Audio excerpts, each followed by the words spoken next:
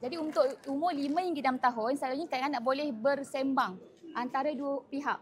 Okey, Adilah, tadi Adilah makan apa? Akilah makan apa? Oreng. Makan oren. Lagi buah oren. Lagi makan apa? Nasi. Nasi dengan Ayam. ayam. Jadi untuk kanak-kanak yang umur 5 hingga 6 tahun, kita akan tengok sama ada dia dah boleh menguasai perbualan iaitu bersembang antara dua pihak. Okey. Wah, ada buku. Okey, Adilah, cuba tunjuk kat teacher. Ni huruf apa? Tak tahu. Okey, tak apa.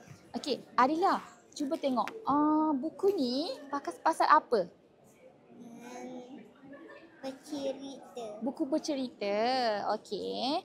Okey, dengar. Teacher cerita. Mula-mula ada seorang lelaki jumpa kawan-kawan. Jumpa kat mana? Jumpa kat mana?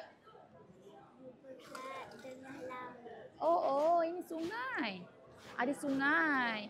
Ada berapa orang kawan? 4. Berapa orang kawan? 1. 1, 2,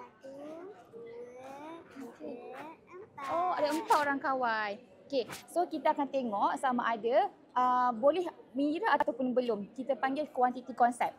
Siapa ni? Orang Yang ni? Ketua. ketua. Ketua.